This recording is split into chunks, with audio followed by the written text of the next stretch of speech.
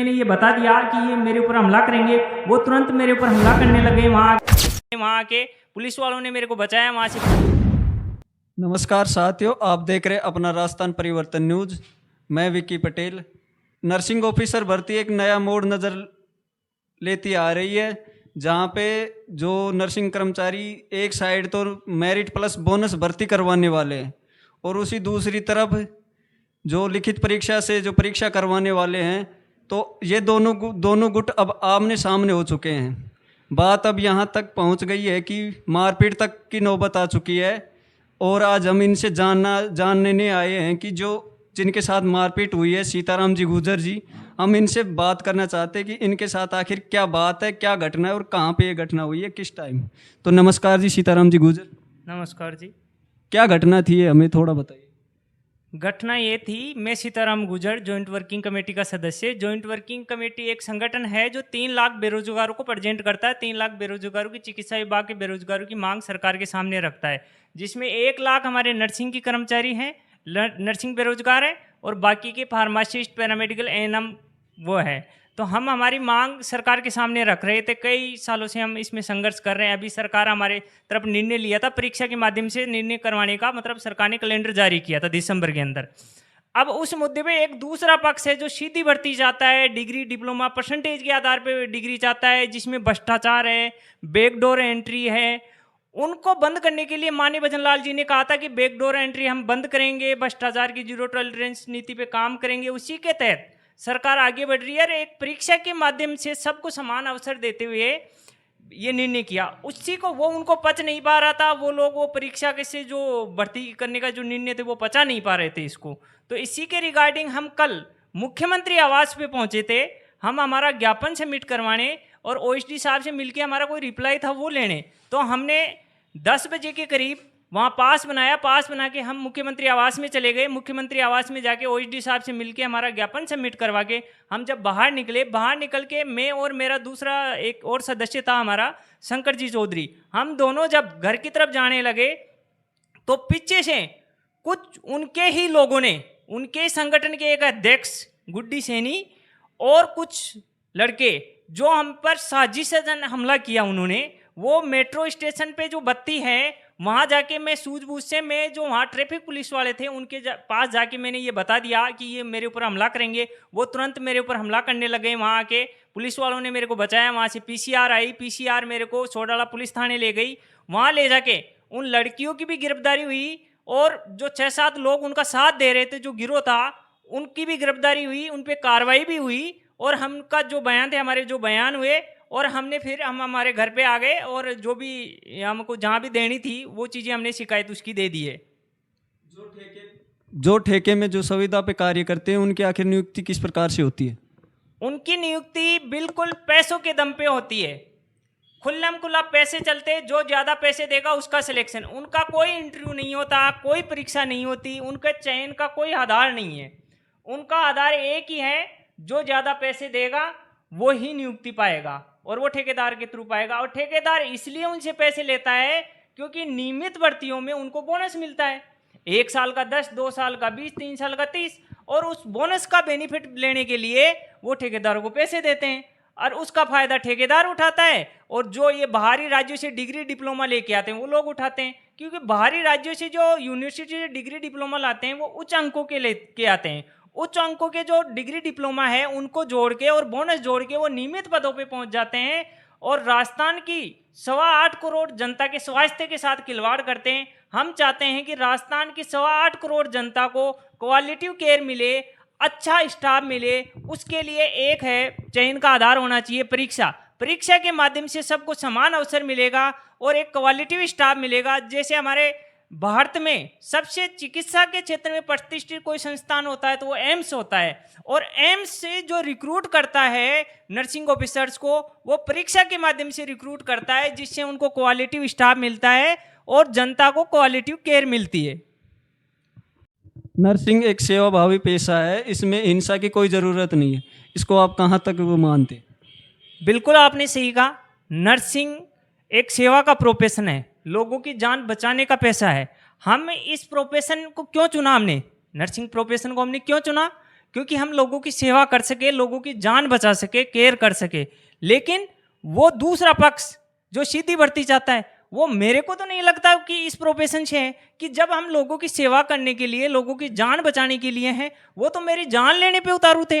वो तो गुंडे बदमाश हो सकते हैं, ये तो वही काम करते हैं। नर्सिंग वाले तो कभी किसी की जान लेने पे उतारू नहीं होते, वो तो लोगों की सेवा और लोगों की जान बचाने के लिए हैं। मेरे को नहीं लगता, ये बहुत निंदनीय है, बहुत गलत है। हमारे जो भी संगठन है, एम्स से जो संगठन है, हमारे वाइस प्रेसिडेंट है एम्स से राजमल जी रेगल, उन्होंने भी इसकी निंदन घटना की जो जानकारी मिली उनको, तो उन्होंने निंदनीय घटना बताया इसको। इसी के साथ साथ हमारे जो देश से बाहर जो हमारे साथी काम कर रहे हैं नर्सिंग ऑफिसर्स पे, उन्होंने भी इसकी निंदा की है बिल्कुल, कि नर्सिंग प्रोफेशन में ऐसे लोगों की कोई जगह नहीं है।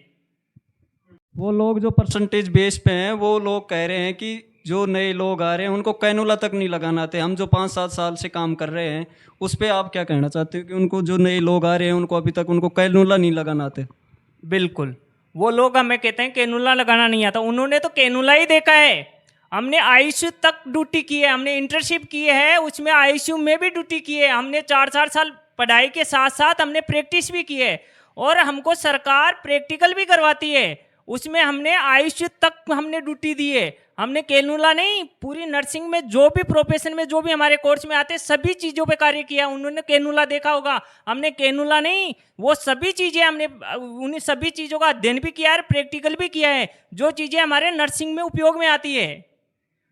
जब राजस्थान के अंदर चपरासी का पेपर हो सकता है, तो ये जो नर्सिंग ऑफिसर का पेपर क्यों जैसे दूसरे गुट को पेपर देने में इतनी नफरत क्यों हो रही है? इसका असली कारण क्या है? इसका असली कारण यह है कि चतुर्थ श्रेणी के पदों पर परीक्षा के माध्यम से चयन किया जा रहा है। हमारे डॉक्टर्स जैसे हमारे चिकित्सा प्रोफेशन में ही डॉक्टर्स पे परीक्षा के माध्यम से चयन किया जा रहा है। अभी आयुर्वेदिक डॉक्टर्स के पदों पर भी नियमों को चेंज कर परीक्षा के माध्यम से करने का निर्णय किया, लेकिन वो लोग इसलिए डिग्री डिप्लोमा के वो फर्जी डिग्री, मेरे को तो उनका शक है कि वो फर्जी डिग्री डिप्लोमा लेके आए हैं, कॉलेज में कभी गए नहीं, तो उनको पता है कि हम एग्जाम पास नहीं कर पाएंगे तो हमें नौकरी नहीं मिलेगी, क्योंकि वो तो बैकडोर एंट्री के थ्रू आए हैं ना, ठेकेदारों को पैसे दे के आए हैं, कोई वो योग्यता के आधार पर थोड़ी आए हैं, और बाहरी राज्यों से डिग्री डिप्लोमा लेके आ गए, तो उनको खुद पे अपने आप पे विश्वास नहीं है, उनकी योग्यता पे विश्वास नहीं है। मेरे को तो पूरा शक है कि वो बाहरी राज्यों से फर्जी डिग्री डिप्लोमा खरीद के लाए हैं और पैसे देके वो बोनस प्राप्त किया, इसीलिए उनको परीक्षा देने से डर लगता है। नहीं तो जब वो उसी प्रोफेशन में वो काम कर रहे हैं, नर्सिंग प्रोफेशन में, और वही हमारे क्वेश्चन आ रहे हैं, वो कोई दूसरे सब्जेक्ट से वो ताजमहल के बारे में नहीं पूछेंगे वहां पे, हमें हमारे नर्सिंग से जो रिलेटेड सब्जेक्ट्स हैं उन्हीं से रिगार्डिंग क्वेश्चन आते हैं, तो उनको तो परीक्षा से डरना ही नहीं चाहिए। लेकिन परीक्षा से वो इसलिए डर रहे हैं, कहीं ना कहीं उनके जो फर्जी डिग्री डिप्लोमा है वो बाहरी राज्यों से लेके आए हैं, और खुद की मेहनत और उस पर विश्वास नहीं है, उनकी योग्यता पे उनको खुद को भी उनको शक है, इसीलिए वो चाहते हैं कि परीक्षा नहीं हो तो हमें सीधी भर्ती द्वारा मेरिट बोनस के द्वारा हम लग जाएंगे। लेकिन ये कतई ही स्वीकार्य नहीं है, बिल्कुल नहीं होगा, और सरकार भी इस बात को समझ चुकी है कि ये फर्जी डिग्री डिप्लोमा का गिरोह और ये भ्रष्टाचार के थ्रू पैसे देके ठेकेदारों के थ्रू बोनस प्राप्त करने वाले लोगों को 8.25 करोड़ जनता के स्वास्थ्य के साथ खिलवाड़ नहीं करने की देगी सरकार। भाजपा सरकार सब समझ चुकी है, भ्रष्टाचार की जीरो टॉलरेंस पे नीति पे कार्य कर रही है। बैकडोर भ्रष्टाचार एंट्री, माननीय मुख्यमंत्री जी ने कहा है कि हम जो बैकडोर एंट्री कर रहे हैं उनको सबको बंद करेंगे, और जो बैकडोर एंट्री करवाने वाले हैं उनको भी हम सलाखों के पीछे डालेंगे।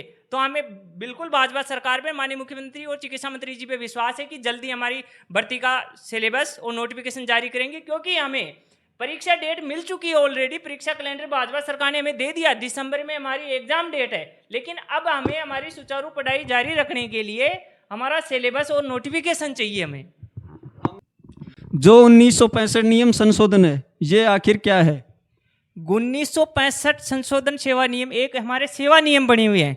जब कोई पद रिक्रूट मतलब पद सर्जित होता है, उसके लिए मतलब कैडर बनता है, तो नियम बनते हैं। तो हमारे 1965 में रूल्स बने थे कि इनका कैसे चयन होगा, क्या वेतन रहेगा, जो भी इनकी मतलब जो हमारे पॉलिसीज रहती है वो सब उसमें रूल्स नियम बने हुए हैं। उसमें 2013 से पहले परीक्षा से चयन का माध्यम का रिक्रूट करने का था, लेकिन 2013 में गहलोत जी की सरकार ने इस रूल में 1965 के 19B में चेंज करके चयन का आधार को चेंज कर दिया गया, बदलाव कर दिया गया, और डिग्री डिप्लोमा की परसेंटेज और बोनस जो कार्य करते हैं उनको बोनस के आधार पे ये बदलाव किया गया, क्योंकि उस समय की परिस्थिति के अनुकूल वो निर्णय लिया गया था, क्योंकि उस टाइम संविदा कर्मचारी ज़्यादा थे और वो भी सरकार के थ्रू रिक्रूट होते थे, ठेकेदारों के थ्रू रिक्रूट नहीं होते थे। इसलिए संविदा कर्मियों को फायदा देने के लिए ये रूल्स में बदलाव हुआ था कि डिग्री डिप्लोमा की परसेंटेज के आधार पे और बोनस के आधार पे रिक्रूट किया जाएगा।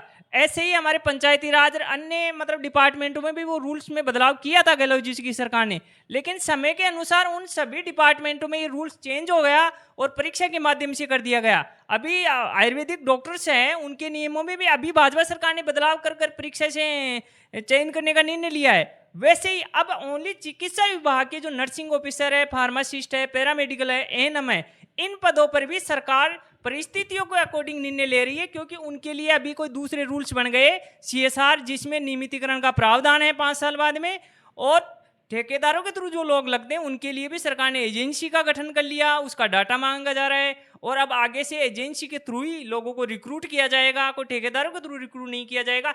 इसीलिए अब 1 लाख से अधिक नर्सिंग बेरोजगारों को और सभी फार्मासिस्ट, पैरामेडिकल 3 लाख बेरोजगारों को मतलब सबको समान अवसर मिल सके और उनको परीक्षा के माध्यम से उनकी योग्यता साबित करने का मौका मिल सके, इसके लिए राज्य सरकार ये निर्णय ले रही है। जो ये बैकडोर एंट्री भ्रष्टाचार हो रहा है, इसको खत्म करने के लिए सबको समान अवसर मिल सके, 8.25 करोड़ जनता को क्वालिटी स्टाफ मिल सके, सेवाभावी स्टाफ मिल सके, ना कि इनके जैसे जैसे गुंडा राज इन्होंने मचा रखा है जो हमले करने वाले हैं। मैं तो चाहता हूं कि राज्य सरकार इनका जो रजिस्ट्रेशन है नर्सिंग का उसको रद्द कर देना चाहिए, क्योंकि ये हमला करके जान लेने पे उतारू है, जबकि हमारे नर्सिंग प्रोफेशन के जो सेवा का प्रोफेशन है, जो जान लेने के लिए बना है, वो लोगों की जान बचाने के लिए बना है, ये लोगों की जान लेने के लिए उतारू है, तो फिर इन लोगों का इस नर्सिंग प्रोफेशन में कोई जगह नहीं है। हमला करने वाले कितने लोग थे आपके साथ? हमला करने वाले 20 लोग थे, उनमें से 4-5 लड़कियां थी। वो साजिशन हमला था, पहले से प्री प्लानिंग था। उनका एक टारगेट था कि इन लोगों को दबा दिया जाए या इनके साथ ऐसा किया जाए जिससे कि ये आवाज़ उठा नहीं पाए। उसमें 3 लड़कियां भी थी, उन लड़कियों द्वारा उनको मतलब विक्टिम कार्ड खेलना था, वो मेरे पर आरोप लगाना चाहते थे उन महिलाओं के साथ। इसीलिए वो 15-20 लोग पहले से साजिशन उन्होंने ये मतलब प्री प्लानिंग करके ये लोग आए थे, जिसमें 3 लड़कियां और 15-20 लड़के थे, और वो 4-5 बाइक लेके आए थे, हमारा पीछा किया था उन्होंने, और एकदम से उन्होंने हमारे ऊपर जानलेवा हमला किया था, जिसमें ये चाहते थे कि ये हम इन पे आरोप लगा दे और फिर हम अपना विक्टिम कार्ड खेले और परीक्षा से जो ये मुद्दा है इसको दबाया जा सके, हमारी आवाज़ को दबाया जा सके। दूसरे गुट ने आरोप लगाया कि जेडब्ल्यूसी के सदस्य ने हमारी महिला कर्मी के साथ अभद्रता की है, इसमें कितनी सत्यता है?